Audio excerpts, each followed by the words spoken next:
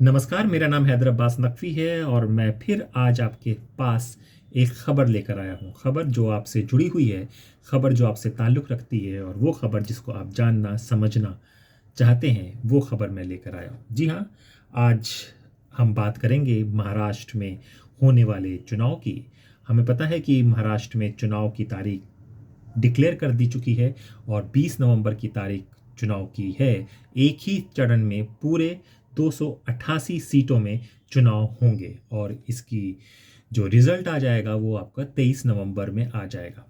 यहाँ पर दो मुख्य गठबंधन साथ में हैं, यानी कि दो मुख्य गठबंधन आमने सामने हैं, जिसमें महाविकास आघाड़ी जो अपोजिशंस की है और दूसरा महायुक्ति जो इस वक्त सत्तारूढ़ में है। इन दोनों में जो पार्टियां हैं वो पार्टियां ऐसी हैं। महायुक्ति में भाजपा सबसे बड़े दल के रूप में है, लेकिन मुख्यमंत्री शिवसेना शिंदे के हैं। शिंदे जी मुख्यमंत्री हैं और एनसीपी की अजीत पवार का फैक्शन इनके साथ जुड़ा हुआ है और ये सत्ता में है। यहाँ पे मुख्यमंत्री शिंदे हैं, एकनाथ शिंदे हैं, और उप मुख्यमंत्री फडणवीस और अजीत पवार को बनाया गया है। इससे पहले जब चुनाव का रिजल्ट आया था तो भाजपा मेन पार्टी थी, तो उनको लगा था कि अजीत पवार एनसीपी को तोड़कर यहाँ पर आ जाएंगे और अजीत पवार को उन्होंने उप मुख्यमंत्री पद का शपथ और वो सब भी दिखा दिया गया था। लेकिन अजीत पवार एक दिन के बाद फिर पार्टी में पलट जाते हैं और सरकार गिर जाती है। तो एक पिक्चर बहुत वायरल हो रही है और यही पिक्चर वायरल है जिसमें आप फडणवीस को देखेंगे और आप अजीत पवार को देखेंगे। तो ये बताया जा रहा है कि किस तरह का गठबंधन है और किस तरह के लोगों को लिया जाता है, और जब जो लोगों पर भ्रष्टाचार और इन सब के आरोप हैं और जब वो सत्तारूढ़ पार्टी के साथ चले जाते हैं तो उन पर सारे आरोप, सारे भ्रष्टाचार के खेमे बंद कर दिए जाते हैं और वो वॉशिंग मशीन में साफ सुथरे धुलकर आ जाते हैं। तो ये भ्रष्टाचार का मुद्दा काफ़ी बड़ा चल रहा है। अगर हम 2024 लोकसभा की बातें करें, जहां पर 48 यानी कि यूपी में 80 लोकसभा सीटें हैं और महाराष्ट्र में 48 लोकसभा सीटें हैं, जो सबसे दूसरे नंबर पर आता है, वहां पर भी जो इंडिया अलायंस का गठबंधन था, जी हाँ, जिसका राहुल गांधी अभी जो विपक्ष में लोकसभा में नेता हैं, तो वो गठबंधन ने काफ़ी अच्छा किया था, जिसमें से 30 सीटें उनके पास आई थी, जिसमें से सबसे ज़्यादा सीटें अगर 13 के करीब सीटें कांग्रेस के पास आई थी और 10 सीटें बीजेपी जीती थी। तो वहाँ पर भी बहुत अच्छा प्रदर्शन ये आपकी महाविकास आघाड़ी का अगर कहा जाए तो उन लोगों ने किया था जो इंडिया अलायंस के साथ थे। इस वक्त जो सबसे बड़ा मुद्दा जो वहाँ पर आ रहा है वो एक आरक्षण को लेकर आ रहा है, मराठा और ओबीसी का आरक्षण को लेकर, जिसमें जो वहाँ के लोग हैं, तो वहाँ के लोग, ये कहा जा रहा है कि एक बंटवारे की लाइन खींची जा रही है, लोगों के अंदर नफरत पैदा की जा रही है जो कभी भी महाराष्ट्र के डीएनए में नहीं था। इस तरह की नफरत में, जिस तरह से मुसलमानों के प्रति नफरत फैलाई जा रही है, वैसे ही तरह से मराठा और ओबीसी को लेकर भी एक दरार लंबी खींची जा रही है, जिसका असर वहाँ के लोगों पर पड़ने लगा है और लोगों को पता चल रहा है कि इस तरह के हम मराठी नहीं हैं, इस तरह का महाराष्ट्र का डीएनए नहीं है। तो ये जब चीज़ें चल रही हैं, क्योंकि अगर आप महाराष्ट्र को आप देखेंगे तो आप अगर तसव्वुर करें कि एक अब हिंदू मुसलमान या सिख ईसाई काफ़ी ज़्यादा होता है कि हिंदू बहुल्य इलाके से कभी भी कोई पार्टी मुसलमान कैंडिडेट नहीं देगी, और उसी तरह से मुसलमान अगर ज़्यादा पार्ट उस जगह पर हैं तो हिंदू कैंडिडेट को अवॉइड करके मुस्लिम कैंडिडेट को दिया जाता है। लेकिन महाराष्ट्र में ऐसा नहीं है। अगर आप यही अभी हाल ही का इंसिडेंट बाबा सिद्दीकी का देखें तो बाबा सिद्दीकी बांद्रा से जीतते हैं। बांद्रा में मोस्ट पॉपुलेशन आपकी हिंदू पॉपुलेशन से, मुस्लिम की नहीं है, और वहाँ पर वो जीतते हैं। उसी तरह से मलाड भी मुंबई का एक क्षेत्र है जहाँ से असलम शेख जीतते हैं। जी हाँ, असलम शेख जीतते हैं, जहाँ पर हिंदू मेजॉरिटी में है। तो वो वहाँ पर डीएनए ऐसा नहीं है। वहाँ पे महाराष्ट्री मराठा अस्मिता की बहुत बात होती है, शिवाजी की बात होती है। तो एक शिवाजी का जो मुद्दा है, शिवाजी का सम्मान जो करेगा वही वहाँ पर राज करेगा। और यही एक मुद्दा बनाया जा रहा है कि शिवाजी के जो विचार हैं उनसे अलग जाकर ये सब पार्टियां, जो दूसरी पार्टी हैं जिसमें महायुक्ति जो सत्ता में पार्टी है, उस पर आरोप लगाया जा रहा है। इसका सबसे बड़ा वही चीज़ बार बार आती है कि शिवाजी के लिए आपने दिखावा किया कि 35 फुट ऊंची आपने मूर्ति बना दी गई, लेकिन वो मूर्ति 1 साल भी नहीं चली और टूट गई है। तो इसको एक बड़ा मुद्दा बनाया जाता है। इसीलिए नांदेड़ में जो उपचुनाव हो रहे हैं तो वहीं पर चौहान जी के बेटे को दिया गया है, और वहाँ पर भी इसी मुद्दे को लेकर जाया जा रहा है कि जो मराठा है, जो महाराष्ट्र है, जो मराठी मानस है, उनके हक की बात, वो लोग जिस चीज़ को मानते हैं उसको लेकर ही बात की जानी चाहिए और उनके हक की बात कीनी चाहिए। अब जब हक की बात हो रही है तो आपको ये चीज़ भी समझना पड़ेगा कि महाराष्ट्र का जो रीजन है वो इंडस्ट्री का रीजन है। वहाँ पर इंडस्ट्री उद्योग बहुत होते हैं, और वहाँ पर जो उद्योग होते हैं उनसे लोग जुड़े होते हैं, उनसे रोज़गार होते हैं।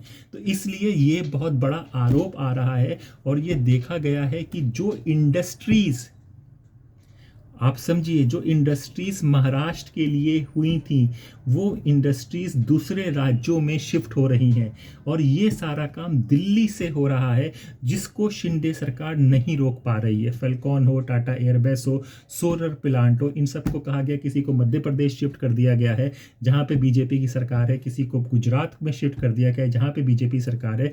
तो ये जो महाराष्ट्र के लोग हैं उनके साथ ये बहुत बड़ा धोखा हो रहा है, जिसे सत्तारूढ़ शिंदे सरकार के थ्रू कहा जा रहा है।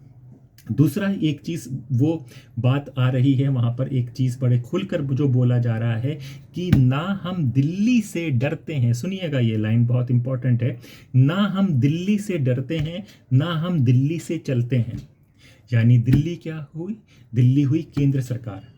तो अभी जो आरोप आ रहे हैं कि सब कुछ जो हो रहा है केंद्र में भाजपा सरकार है, उसके बेनिफिट को देखते हुए, उसकी सोच को देखते हुए शिंदे सरकार काम कर रही है। महाराष्ट्र के लोगों को, मराठी लोगों को देखकर उनके लिए कोई हक की बात नहीं की जा रही है। इस पर एक सवाल उठता है कि अभी इन्होंने बहनी और बेटी एक योजना की जिसके तहत कैश को बढ़ा दिया गया, शायद 1500 से 2000 कर दिया गया है। तो इसका भी लोग ये जवाब दे रहे हैं कि यहाँ की जो औरतें हैं बहुत समझदार हैं, बहुत जागरूक हैं, और उनको ये समझ में आ रहा है 2024 के लोकसभा चुनाव में जो हार हुई है इन लोगों की, जिस तरह की इनकी परफॉर्मेंस हुई है, उससे डरकर ये एक लालच, एक लॉलीपॉप दिया गया है, जिसके चलते अब ये महाराष्ट्र में उनकी सरकार नहीं बनेगी और महाविकास की सरकार बनने जा रही है। और सबसे बड़ा जो लोगों को जो लग रहा है कि जो भाजपा के अगेंस्ट में जाएगा, और जो भाजपा के अगेंस्ट में लोग समझ रहे हैं, वो ये है कि उन्होंने परिवार को तोड़वा दिया है। आप अगर महाराष्ट्र और उसको देंगे तो परिवार बहुत इंपॉर्टेंट होता है। वहाँ पे आई, बहन, ताई सब एक दूसरों के साथ रहते हैं। परिवार की एक बहुत बड़ी इंपॉर्टेंस होती है, जो अगर आप देखे जाएंगे सांस्कृतिक रूप, अगर आप सीरियल्स और फिल्म भी मराठी की देखेंगे तो परिवार की बहुत अहमियत होती है। उस परिवार, उस कुनबे को लेकर लोग साथ चलते हैं, जीते हैं, मरते हैं। तो वो कहा जा रहा है कि एक ऐसी पार्टी आई बाहर की, इस तरह से दखल दिया कि 2 परिवारों को तोड़ दिया गया है। कौन से 2 परिवार हुए? एक बाला साहब का परिवार हुआ, उद्धव ठाकरे का परिवार हुआ, जिनकी पार्टी को तोड़ दिया गया। दूसरा एनसीपी का परिवार हुआ, जिसमें आपके शरद पवार और अजीत पवार को तोड़ दिया गया है। तो इस तरह से हो रहा है, पार्टी और परिवारों को तोड़ा जा रहा है, जो महाराष्ट्र और इन सब के लिए नहीं है। फिर दूसरी चीज़ें आती है, मुंबई है, बॉलीवुड इंडस्ट्री है, सारा आपका आर्थिक राजधानी कहा जाता है। वहाँ पर लॉ एंड ऑर्डर, ये सबसे बड़ी समस्या बनकर आ रही है। आपको हर वर्ग इंसान परेशान है, हर वर्ग के उस पर अत्याचार और डर लगा हुआ है। हर वर्ग का मतलब है कि अमीर और गरीब। तो आपको बदलापुर का रेप केस याद होगा, जहाँ पर एक एजेंसी के थ्रू एक आदमी शिंदे वहाँ पर नौकरी कर लेता है स्कूल में, और फिर वो दलित लड़कियों के साथ बदसलूकी करता है, उनके साथ बलात्कार करता है, गंदी हरकतें करता है। चीज़ों का बदलापुर से लेके बैंड्रा, जहाँ पर आपके बाबा सिद्दीकी, जो कि सत्तारूढ़ पार्टी के ही नेता हैं, उनको गोली मार दी जाती है।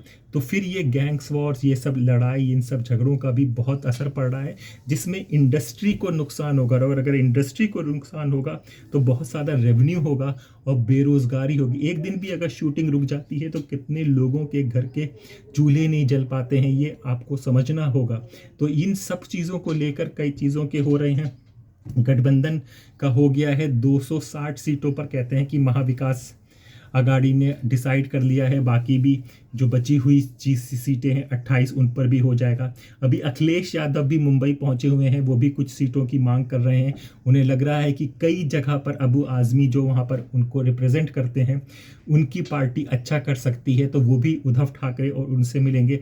दूसरा जो सबसे बड़ा फैक्टर आ रहा है कि राहुल गांधी की जो यात्रा होगी, राहुल गांधी जो पहुंचते हैं महाराष्ट्र में और जो अभी उन्होंने दलित के घर के किचन में जाकर खाना खाया है और लोगों से बात जो करते हैं, जो उनकी यात्रा होती है, तो इसका भी एक इम्पैक्ट पड़ता है। दूसरा जो मुद्दा उठता है, जो सवाल उठता है कि हरियाणा में हमने देखा कि ये सब चीज़ें थी लेकिन फिर भी कांग्रेस की हार हुई है, तो इसीलिए जो गठबंधन को लेके अब साथ चला जाएगा। सीट बंटवारे में कहते हैं 70% तय हो चुका है कि कौन कहाँ पर लड़ेगा, किधर लड़ेगा और कैसे लड़ेगा और कैसे महाराष्ट्र को बचाया जाएगा करप्शंस और इन सब चीज़ों से और रोज़गार वापस लेकर आएंगे। तो हमें लगा कि महाराष्ट्र चुनाव पर ये आपसे बात करनी चाहिए, तो आज हम ये खबर लेकर आए हैं। फिर इसी तरह की खबर हम आपको लाते रहेंगे। तब तक के लिए अपने दोस्त हैदर अब्बास नकवी को इजाज़त दीजिए।